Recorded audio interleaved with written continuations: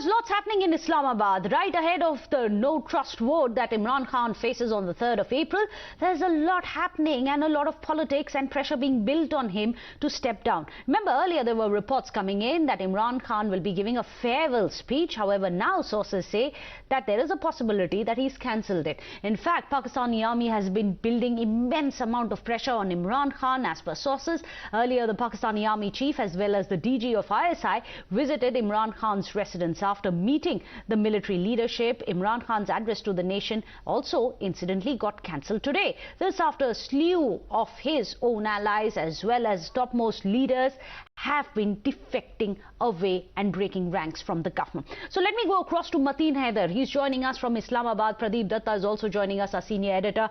Well, Mateen, you must tell us, what are you picking up right now? What's the reason behind the cancellation of Imran Khan's speech? Does it have anything to do with the Pakistani Army chief and the boss of ISI visiting him?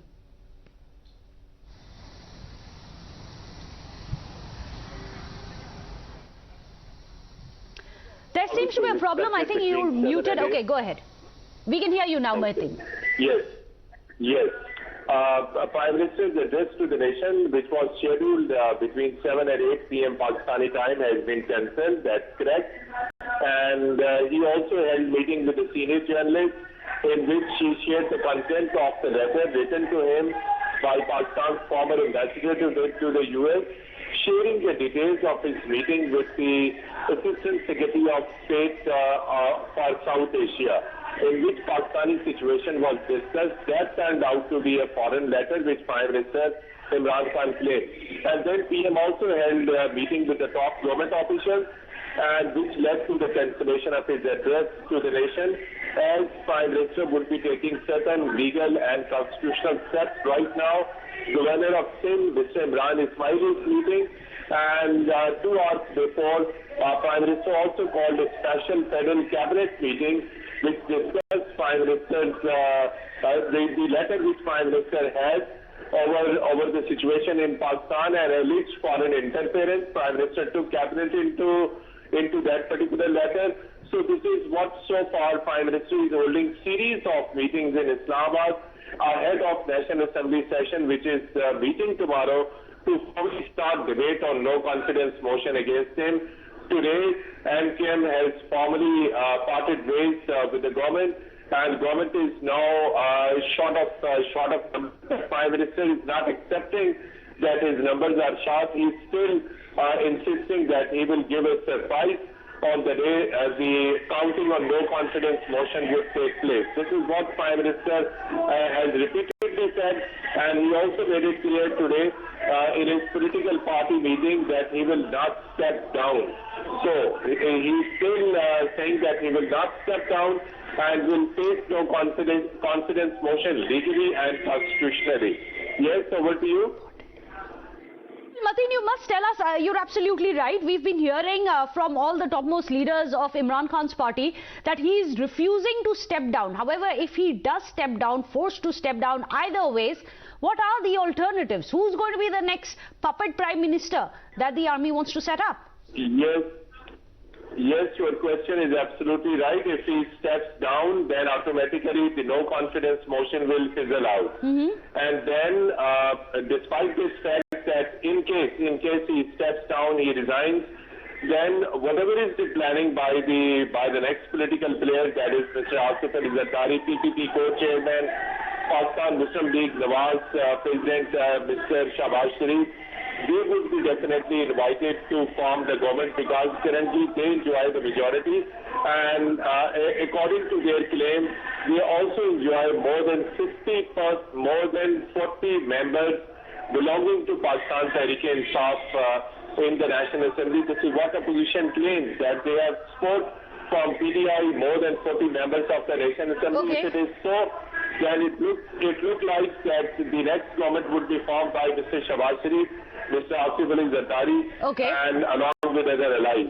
In fact, stay with us, Mateen. Also, let's go across to our panelists. Sushant Sareen is joining us as Strategic Affairs explain to us what it really means for India. But Nida Salam is also there. She's a PTI leader. Nida Salam, thank you so much for joining us here on the show. Perhaps you can explain to us what really is Imran Khan playing at. He says he's not going to step down, but the numbers, we have it on our screens. Doesn't look like he has the numbers to stay on.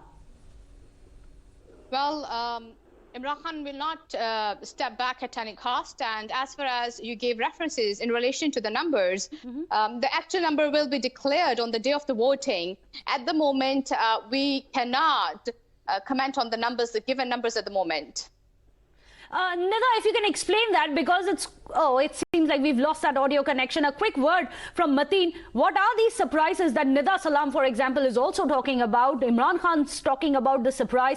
Nida, I believe, is joining us again. Nida, that question was for you. What is the surprise that you may pull at the last minute? Well, you know that he's a fighter. Any surprise you will get, and anything can change. It's politics. And as far as numbers are concerned, we are sure that our numbers going to be completed soon. Are you saying that the numbers are going to be different from the ones which are projected right now, where he's in a minority?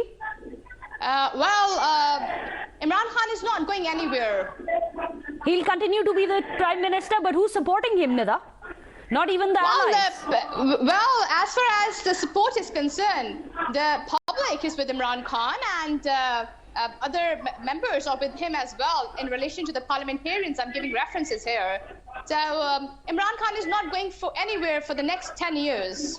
But the army is not with him. The ISI is not with him. Their chiefs are sitting with him. They went to his house. After that, even his press conference was cancelled. Well, as far as Pakistan you're referring, Pakistan is a sovereign nuclear state, and the meetings with the chief and the DGISI, these meetings are normal for us every day, because meeting could be about anything. You cannot presume anything in relation to the current situation. What was the meeting about? Nida Salam, you know better, of course. What was this meeting about? Well, the meeting is about the relation with the neighbors at the moment. The neighbors. It's quite interesting, because there is again and again references to outside hand which keeps coming in. Perhaps you can help us understand what that means.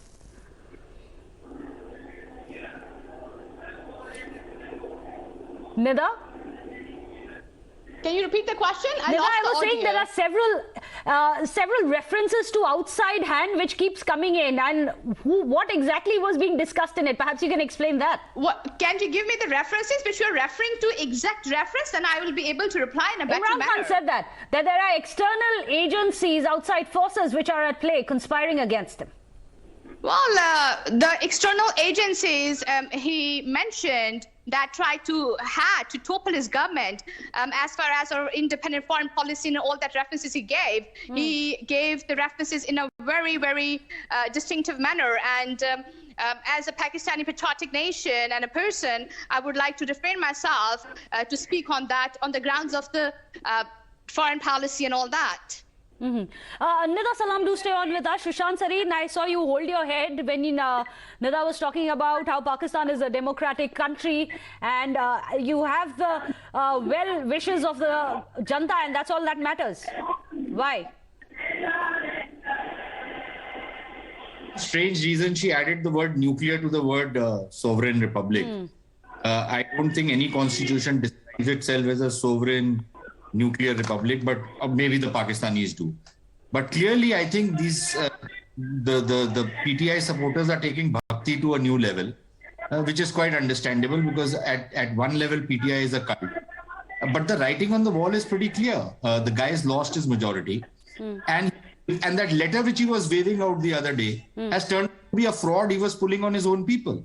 It was apparently an internal memo sent by the Pakistani ambassador in the US, giving his assessment of what the attitudes in the US and in the rest of the world is towards Pakistan. And it's true from that there is this major conspiracy being hashed against his government. He was obviously playing to the gallery and misleading people and basically speaking a pure and simple lie.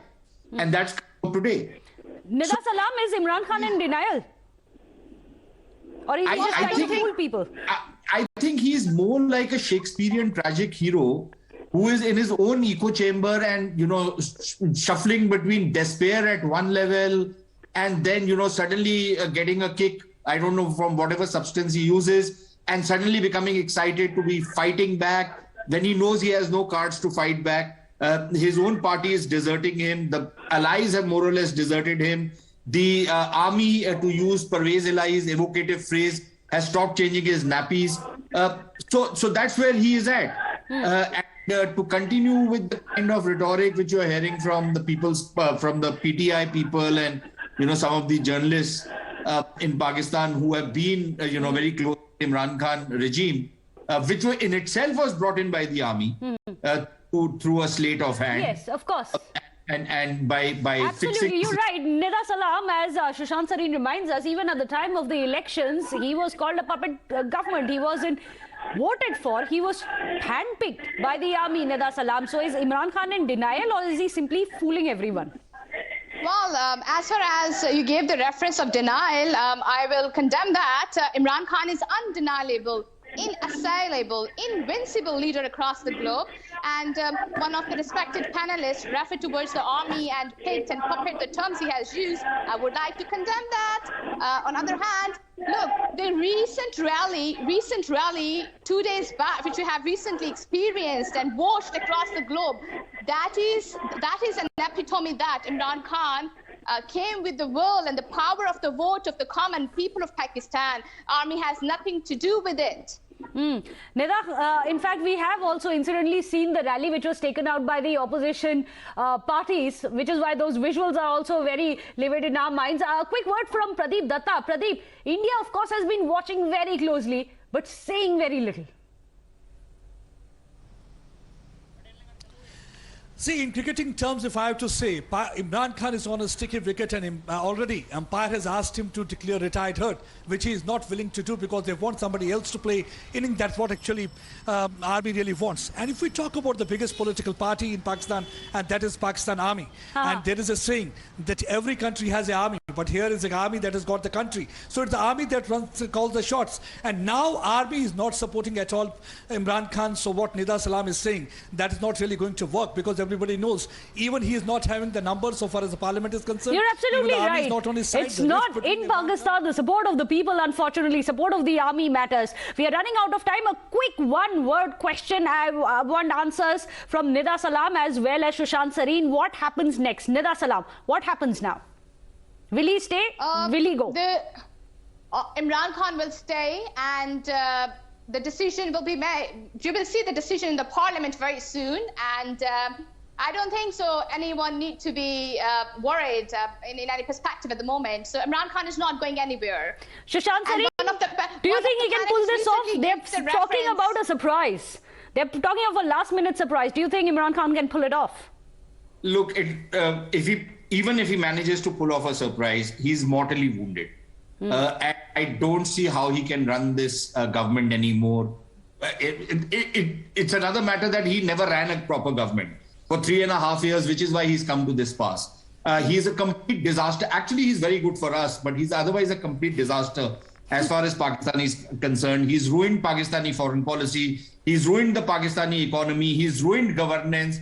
And he has polarized politics. He has introduced vile abuse in politics. And he turns out to be an extremely small man with a very limited brain. His brain level is limited to cricketing analogies, and he can't graduate beyond that. But that is what the man is. Will he stay? Or will he go? It's going to be bad. Or should I ask you, Sushant, if he doesn't, it's will he bow out or will he be bowled out? Either which way, it doesn't matter. Look, the equation is like this. There are 3 balls left. There are 36 runs to make. I don't see how he's going to pull it off. Even if he rigs the empire and he gets 3 no balls more, even then it's a very uphill task for him. So that's probably a mathematical equation he'll understand. And if nothing else, let's not forget the empire is certainly not in his corner. But thank you so much for those references. Appreciate you joining us here. Nida Salam, Sushant Sareen, of course, Mateen Haider getting us all the live inputs from Islamabad as well as Pradeep Datta. A quick break. This continues to be one of our top focus stories.